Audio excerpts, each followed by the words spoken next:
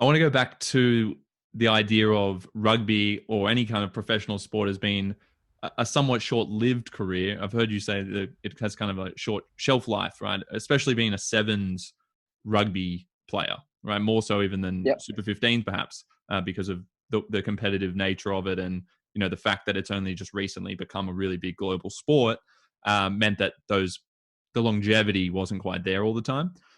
When you Yep. think, how do you think about reconciling that tension between job security, because at the end of the day, it is a job, it's a means of income, you're paid a salary, and being a team player and helping those in your squad, in the larger squad, who could actually threaten your position?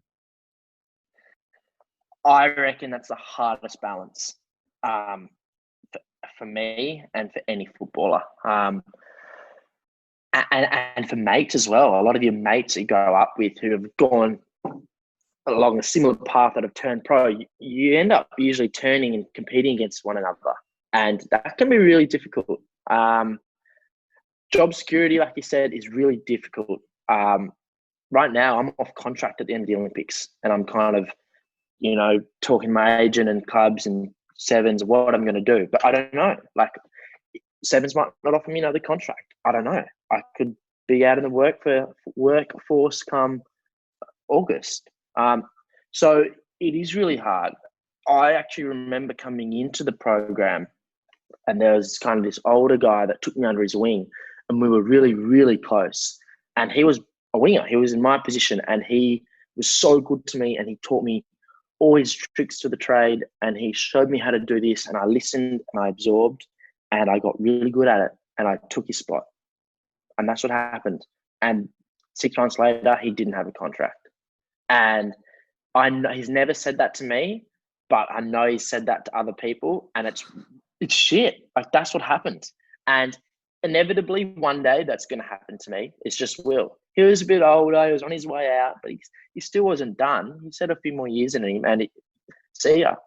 And that will inevitably happen to me. That's the cycle of life. Yeah, you get old, you break down, a young thing comes through, and they want to upgrade, and see you later. Um, but it's hard. It's really hard because you want your team to be the best team possible, but then you don't want the other winger to be too much better than you, because then you could be out of a job. So it's a really difficult balance. The way I view it is if it's a rising tide, you will get better with the rising tide as well, and you improve, and the person who you're helping will then help you, and then you get better together. Whereas if you try and push an agenda for a lowering tide, and you don't want someone to get better, the team gets worse, and then inevitably you get worse because the players with you aren't playing well either. So you need to improve as a team, and you need your players around you to be good, and you want to be going up together. But you Mm. also got to have that in the back end of the mind that you've just got to stay a step ahead of your competition every single time. Because if it was me, and if I was coming up, and if I had a shot to take someone's position, I'd shoot my shot every time. Mm. Yeah, it's so interesting. It's somewhat paradoxical, isn't it? Because you want to bring Very, everyone yeah. up, but if you're bringing everyone up, then you can become scarce and think, oh, actually, they're going to take over my position if I help them get better. Even though if you all get better, you'll get better.